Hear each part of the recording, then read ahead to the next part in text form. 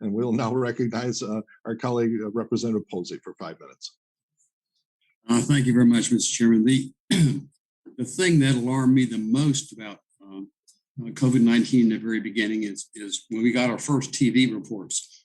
They said the damage to your lungs from this virus is unlike any others that we've ever seen before, and it will not heal itself. It's irreversible damage, like neurological damage. You know, you might stop it from progressing, but you can never reverse all the damage it's done. And of course, we've heard an awful lot of people have fully recovered.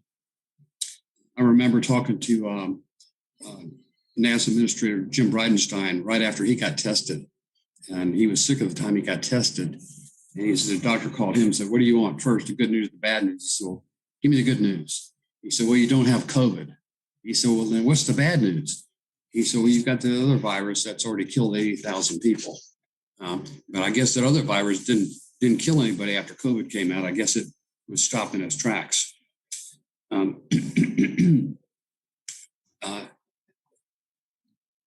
I was wondering, Dr. Struffer, if the answer to my question that I asked before, you mentioned that you would expect to see this natural evolution, yet no one has presented any evidence of the evolution of COVID in animals or humans prior to the December 2019 outbreak. What do you make of that? I think there's a general understanding about the time that COVID-19 emerged as a disease in China. As we've discussed previously, I think there's still some details about its origin that we don't quite understand. But I think the path of the virus upon its initial detection and its propagation around the world has followed more or less what we would expect for a virus that at some level has hit that sweet spot of being just infectious enough to spread, dangerous enough that it's caught our attention, but not so dangerous that it kills so many hosts that it tamps itself down.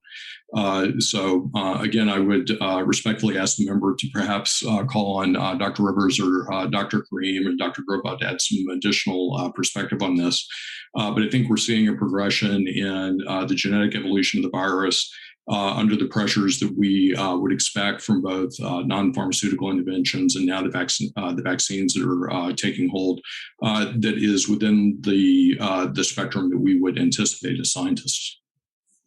You know, I've had a lot of, and maybe I'll direct this to Dr. Krim, I've had a lot of constituents question about taking the vaccination. You mentioned a blanket statement. Absolutely, everybody should. There's no good reason for anybody not to. But I've had people. Well, what if my sister has pneumonia? I mean, should she take it then? Well, I would think good sense would dictate no. But I'm not a doctor, and there's people that have contacted my office that, we've had bad outcomes from vaccines before, and I'm sure you're probably familiar with that.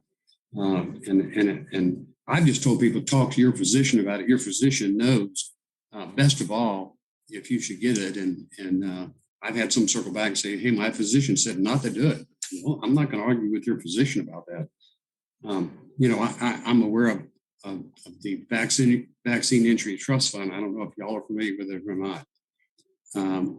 But when people make these statements that, vaccines are 100% safe for everybody without exception, end of subject, you're an idiot if you don't get vaccinated. The public is in large part unaware that that Vaccine Injury Trust Fund, which is very hard to access, has a 2-year statute of limitations on it.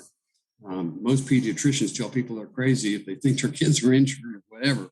That Vaccine Injury Trust Fund has paid out $4.5 billion and hasn't paid for a lot of the common bad outcomes that people suffer. So, Dr. Krim, just your thoughts briefly on that.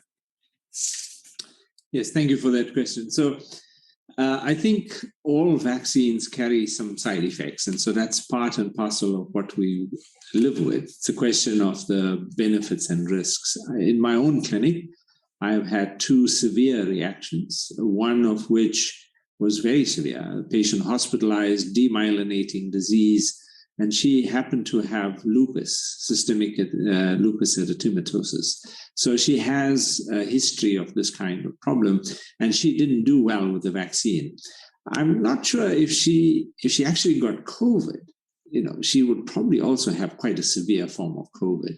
But we can never say that vaccines are 100% safe. There will always be those effects. And we've seen with some of the vaccines clotting disorders. We've seen a range of other, I see them in my clinic. But I also see all of the many patients with severe COVID in my clinic. And I've got several patients with long COVID. And I can't tell you how debilitating it is. I'd rather you put up with the side effects and the reactogenicity of the vaccine than have to deal with long COVID. I watch it and I shudder. I see my time is up. Mr. Chairman, thank you very much. I yield back.